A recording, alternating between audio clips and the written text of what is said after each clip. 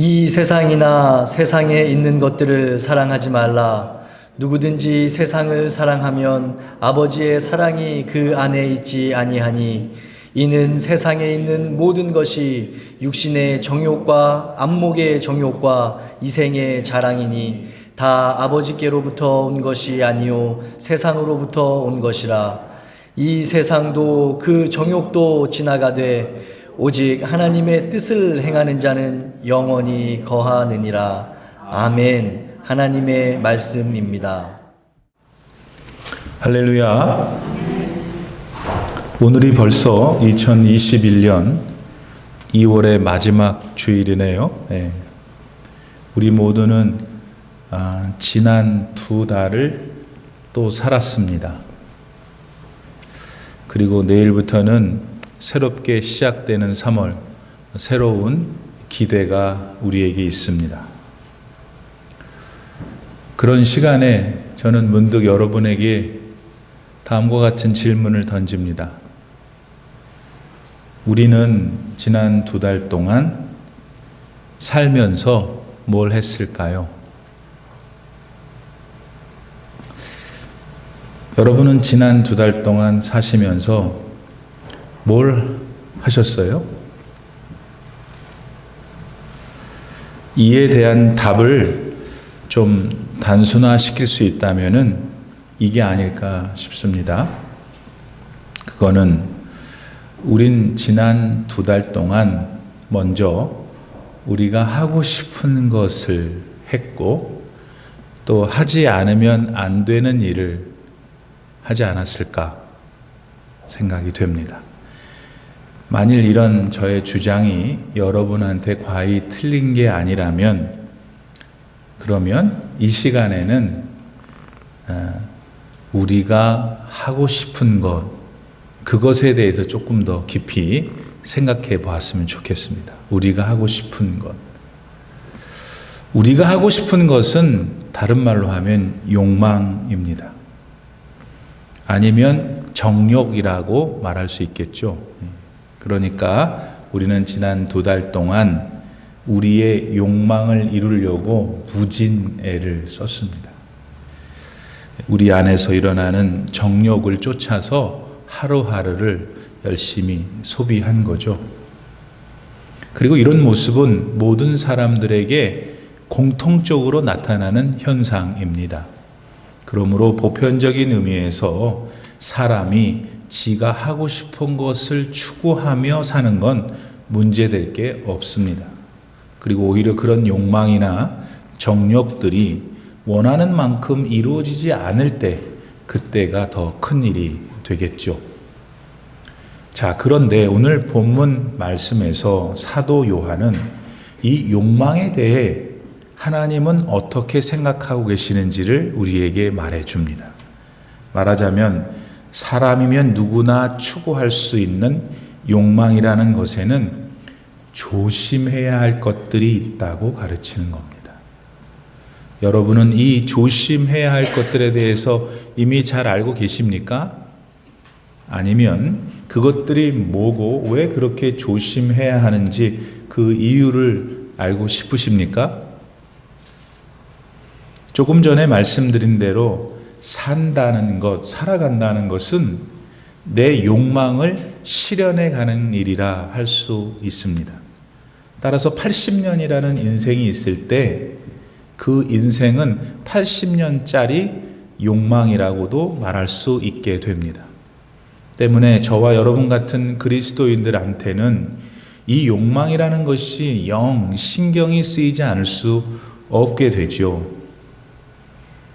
이 이유는 우리는 언젠가 하나님 앞에 서서 우리가 살았던 삶에 대해 평가를 받을 것을 믿고 있기 때문입니다. 따라서 욕망을 기본으로 해서 살아가야 할 인생이라면은 그 욕망이라는 것이 훗날 하나님께서 평가하실 때에 너 참 잘했어 라고 하기를 원합니다. 그러기에 오늘 우리는 12 제자들 가운데 제일 이 세상에 오래 남아서 인생과 하나님이 주신 계시의 말씀을 살면서 우리에게 예가 되었던 요한 사도가 말하고 있는 욕망에 대해 관심을 갖게 되는 겁니다. 자, 그렇다면 사도 요한은 이 욕망에 대해 무엇이라고 말했을까요? 우선 사도 요한을 통해서 하나님께서는 우리 사람은 그 욕망을 좀 조절할 필요가 있다라고 말씀하십니다. 다시 말해서 예수님 믿고 구원받은 사람들은 사람 안에 보편적으로 자리 잡고 있는 다음과 같은 세 가지 욕망들을 조심해서 다뤄야 한다 하는 것입니다. 그 중에 첫 번째는 육체의 정욕입니다. 이거는 죄인된 인간이 갖는 절실한 바람입니다. 그런데 선한 인간이 아니라 죄인된 인간이라는 말에 우리는 주목해야 합니다. 무언가를 바라고 이루고자 노력하는 것 자체는 아무런 문제가 되지 않습니다. 그런데 그 일을 바라고 이루려고 하는 주체가 죄인이라는 것이 문제죠. 그 이유는 죄인인 인간이 바라고 이루려고 하는 것은 결국 악한 것으로 끝나기가 쉬워서입니다. 그 죄인이 죄의 용서함을 받지 않은 상태라면은 그는 사탄의 손아귀 안에 놓여 있는 존재이기 때문입니다. 사탄은 악의 뿌리고 거짓의 아비입니다. 그러니까 우리 사람이 욕망하는 행위에는 사탄의 개입이 있을 수 있다는 것을 여러분은 반드시 명심해야 합니다. 창세기 3장 6절 말씀에 보면은 하와는 그만 하나님이 먹지 말라고 하신 선악과를 따먹었습니다. 그 일이 있기 전에 하나님께서는 그 선악과에 대해서 말씀하셨습니다. 따먹지 말라고. 그러나 그 사실을 이미 알고 있던 하와는 그런데도 따먹었습니다. 자기 자신 안에서 욕망하는 그대로 한 거죠. 그녀 안에 있던 자유의지가 하나님께로부터 등을 돌린 겁니다. 그런데 우리 예수님의 경우는 많이 달랐습니다. 마태복음 4장에 보면은 40일을 금식하신 예수님을 사탄이 시험하는 장면이 나옵니다. 그 시험 중 첫 번째가 무엇이었습니까? 이 돌로 떡덩이를 만들라는 거였잖아요. 금식하셨기 때문에 시장하실 수밖에 없었던 예수님께 그것만큼 절실한 건 없었을 거예요. 곧 예수님의 육체가 원하지 않을 수 없었던 목마름, 그거를 사탄이 자극한 거죠. 근데 놀랍게도 예수님은 돌로 떡덩이를 만들지 않으셨어요. 왜? 그렇게 하기를 원하는 것이 마귀로부터 나온 술책임을 아셨기 때문에. 그 술책을 알았던 주님은 사람은 얘야 떡으로만 사는 게 아니고 하나님의 말씀으로 사는 것이야 라고 가르쳐 주면서 말합니다.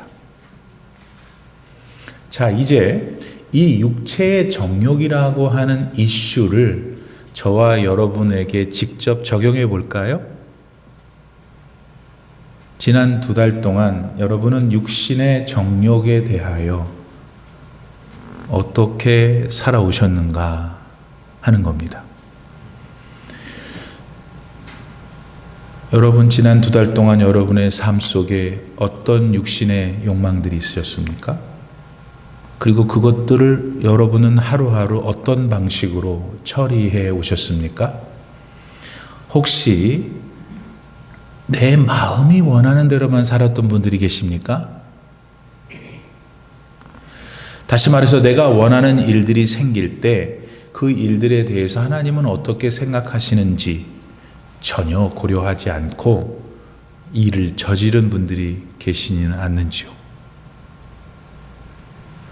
이런 분들이 혹시 계시다면은 내가 원하는 일이 있어도 그 일을 먼저 하나님께 문의드려야 한다는 것을 반드시 아셔야 해요. 그 이유는 삶은 욕망의 연속이고 그 삶은 훗날 하나님께 평가받을 것이기에 그렇습니다. 한편 우리 가운데 많은 분들은 자기 욕망을 하나님을 의식하면서 펼쳐 나가고 계시죠.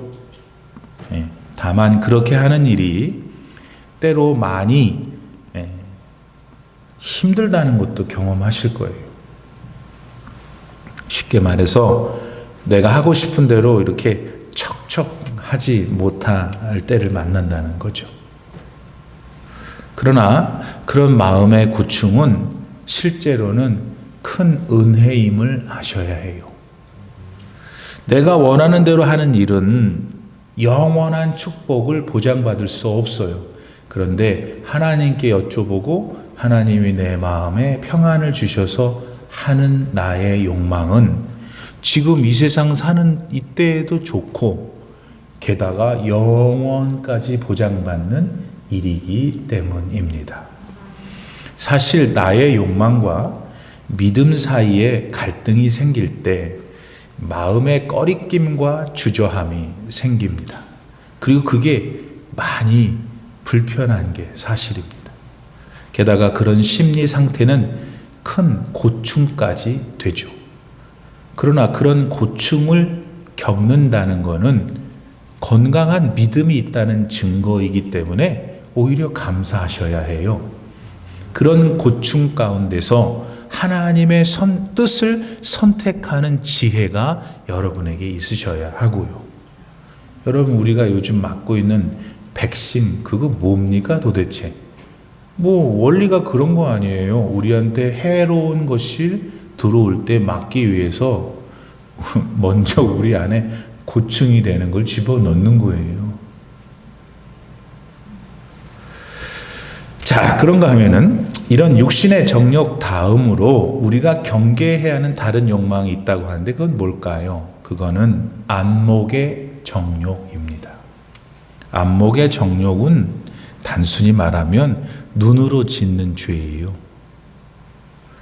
여러분, 무언가를 보는 능력은 좋은 일입니다. 선한 거죠. 근데 그 보는 능력을 만일 잘못 사용하게 되면 죄악을 일으키기도 해요.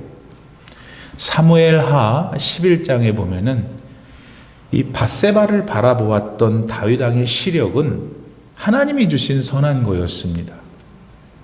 근데 다윗 왕은 그 능력을 통해서 그만 죄악의 길로 들어가고 말았죠. 남의 부인 밧세바를 부적절한 관계를 맺었기 때문이에요.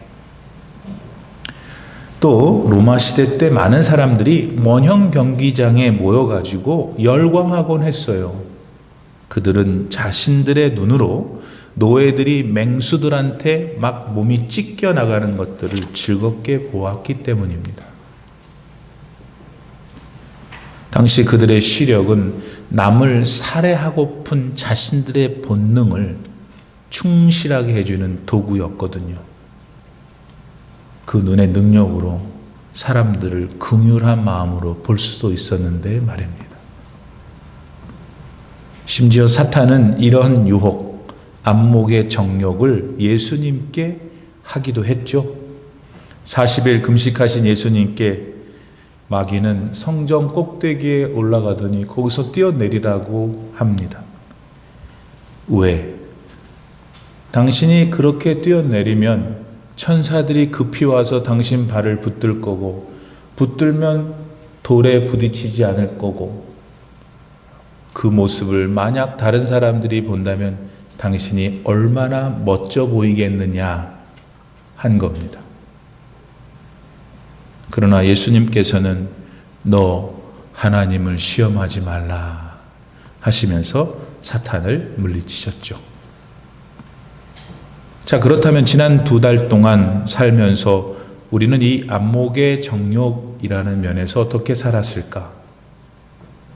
눈에 들어오는 것들만 집착하면서 산 건 아닌지 이 시간 돌아보세요. 다른 사람들의 눈을 의식해서 그것에만 신경을 쓰며 산 건 아닌지 생각해 보세요. 그러는 중에 그런 나의 행동과 마음가짐을 다 내려다보고 계신 하나님을 과연 나는 얼마나 의식하면서 살아왔는지 돌아보셔요. 여러분, 눈에 보이는 것만 다는 아닙니다. 실제로 눈에 보이지는 않지만 존재하는 것이 굉장히 많아요. 따라서 예수님 만나서 죄사함 받고 천국 백성이 된 우리는 안목의 정욕에 대해 경계해야 해요. 그 결정적인 이유는 만약 그렇게 하지 못할 경우 우린 우리의 믿음을 잃어버리기가 쉬워서 그래요.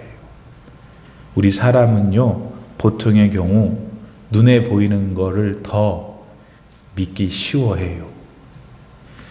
눈에 보이는 것이 전부다라고 단정하기도 쉬워해요.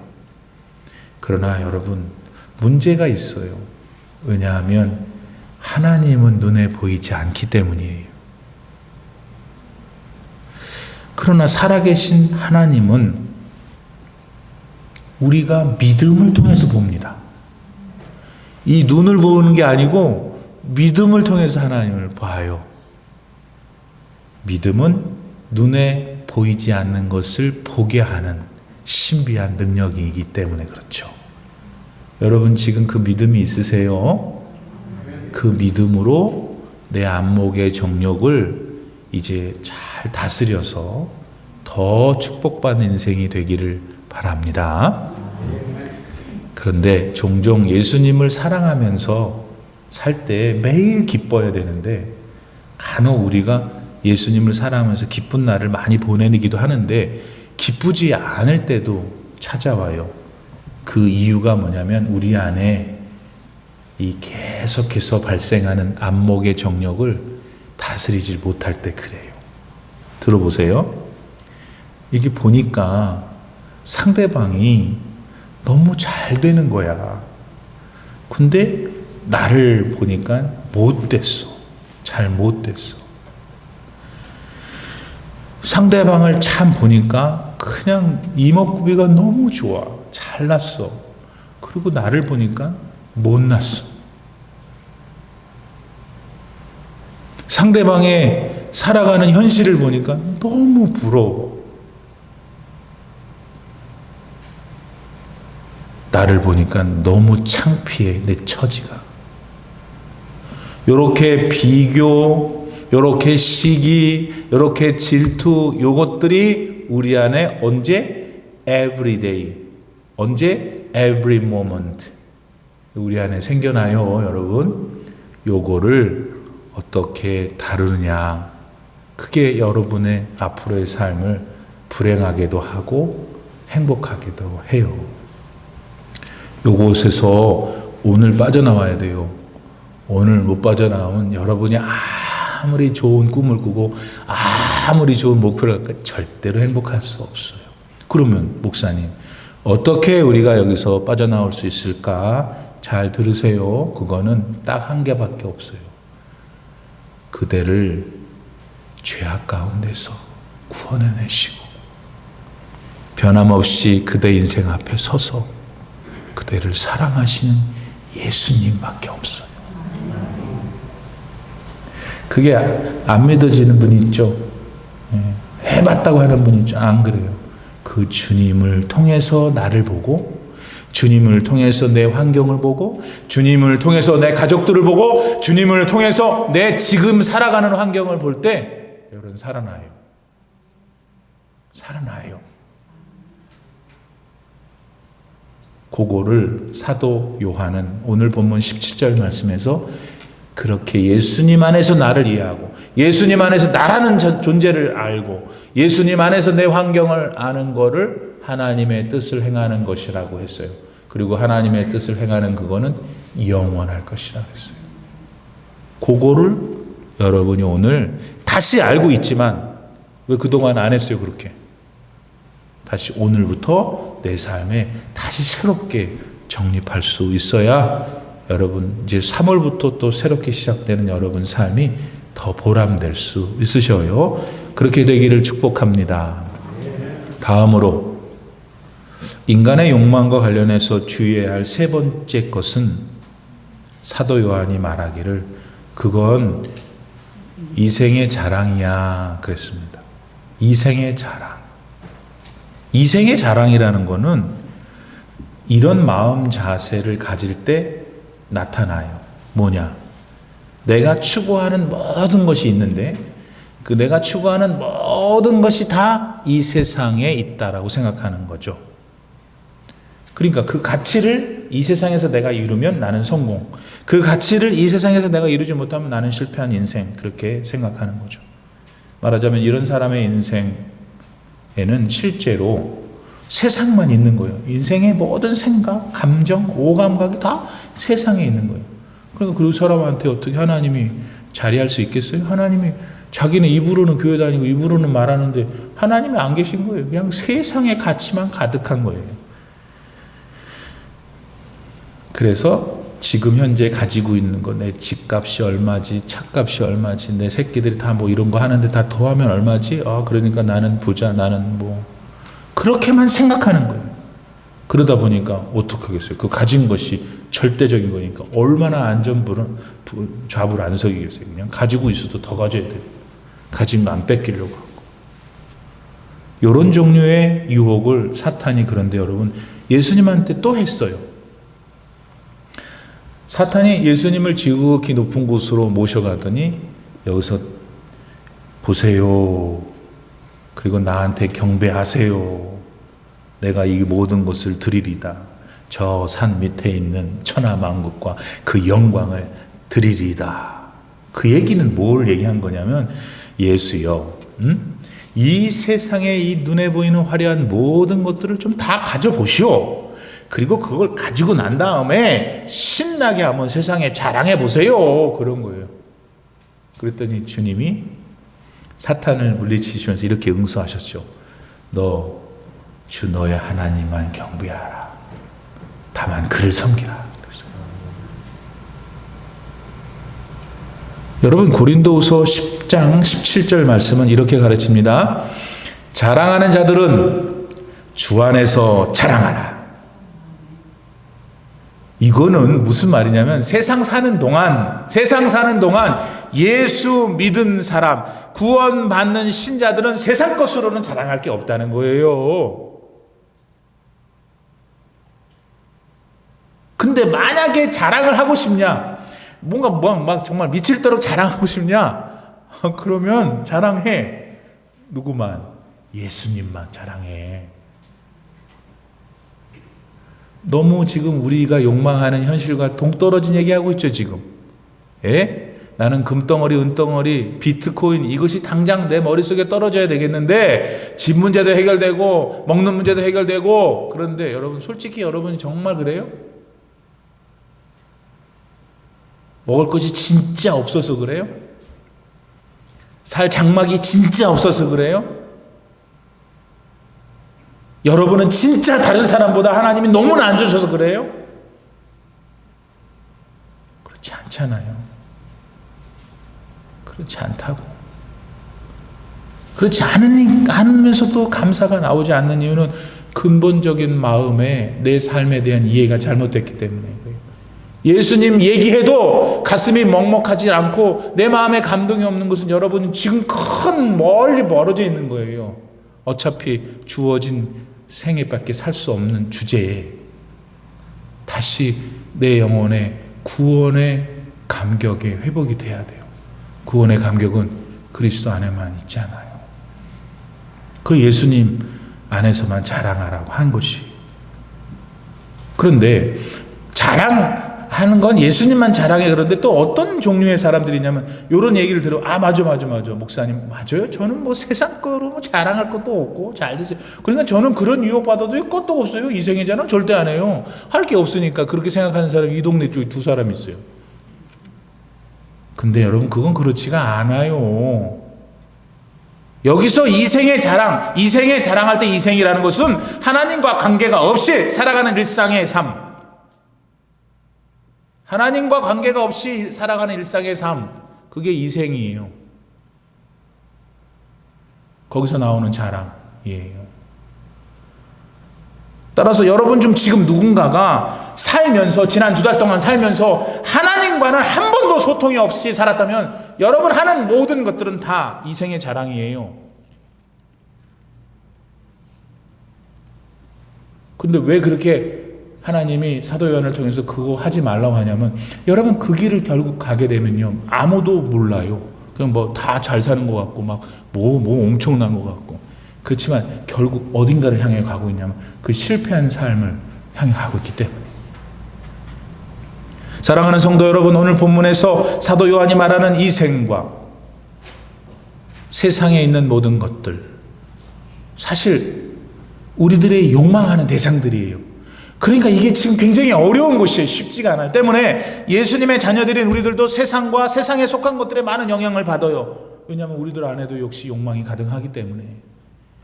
그리고 이 욕망은 우리의 일상의 삶을 다채롭게 채색해요. 욕망이 이루어지면 기뻐해요. 욕망이 이루어지지 않으면 죽고 싶어요. 그만큼 우리도 모르는 사이에 우리 안에 욕망이라는 것이 우리 삶에 지대한 영향을 미치고 있다는 말이에요. 그러니까 사탄이 어떻게 우리의 욕망을 악용하려 하지 않겠어요. 거기만 건들면 한 인생 끝낼 수 있는데. 그러므로 이제 내일부터 이제 3월이 시작되는데, 우리는 이제 3월 달에도 얼마든지 뭔가를 욕망할 거예요. 그리고 그것에 대해 우리의 자세가 우리 삶의 행복을 결정하게 될 거예요. 그러므로 우리 육신의 정욕, 안목의 정욕, 이생의 자랑, 요것에 대해서 오늘 깊이 생각해 보셔요. 그리고 나는 특별히 이 셋 중에 어디가 취약한지 한번 돌아보셔요. 그리고는 사람이면 누구나 갖게 되는 욕망에 대해서 왜 내가 잘 다스려야 하는지 받아들이시기를 바랍니다. 여러분, 하나님 안에서 조절되지 않은 모든 욕망은 불행을 낳아요. 안 그렇던데요, 목사님? 저 사람 혹시 한 인생이 끝나도록 그 욕망으로 인한 불행이 닥치지 않는다 하더라도 하나님 의심하지 마세요. 왜냐하면 그 욕망으로 인한 불행은 반드시 찾아오거든. 시간이 어떻게 됐든 세상도, 세상을 향한 정력도 결국 다 지나가 버려요. 대신 거기에 상응하는 하나님의 준엄하신 심판만 기다리는 것이죠. 그러므로 새로운 달 앞에선 우리는 오늘 결단해야 합니다. 세상 정력을 추구하는 대신에 하나님 뜻을 나는 행하는 사람이 될 거야 생각하셔야 돼요. 나와 나의 욕망과 하나님 말씀 사이에서 갈등이 생길 때 나는 하나님의 뜻을 순종할 거야. 그게 여러분 새로운 달을 맞이하는 이 길목에서 여러분이 사는 유일한 길이에요. 제일 행복할 수 있는 길이에요. 그리고 우리 안에, 잘 들으세요, 욕망하는 것들을 가장 온전하게 성취하는 길이에요. 하나님이 욕망하지 말라고 하지 않은 게 아니잖아요. 하나님이 욕망하라 그랬어요. 그런데 그 욕망을 바르게 하라는 거예요. 그래야 너가 산다. 너 인생이 살아. 말씀하십니다. 하나님의 뜻, 즉 예수님 안에서 나를 다시 돌아보고 내가 지금 인생의 계절이 어딘데 나는 지금 무엇을 하며 내가 10년 뒤에는 어떻게 될까? 내가 20년 뒤에는 어떻게 될까? 그런 것들을 한번 깊이 연관해서 모든 내 삶의 주인이 되셔야 할 그리스도를 다시 내 마음 중심에 모시고 새로운 달 3월을 준비할 때 여러분은 더 없이 보람되고 의미 있는 인생이 될 것입니다. 기도합시다. 하나님, 오늘은 우리 각 사람의 속에 있는 욕망에 대해서 생각해 보았습니다. 그 욕망에는 몇 가지 주의할 점들이 있었고 그것을 깊이 생각하며 그렇게 살기로 결단합니다. 새롭게 시작되어지는 3월 1일부터 우리의 삶에 더욱더 진보가 있게 하시고 우리의 인생, 내 인생이 더욱 밝고 빛나며 성숙하고 보람된 의미 있는 삶이 되게 하시옵소서. 예수님의 이름으로 기도드립니다. 아멘.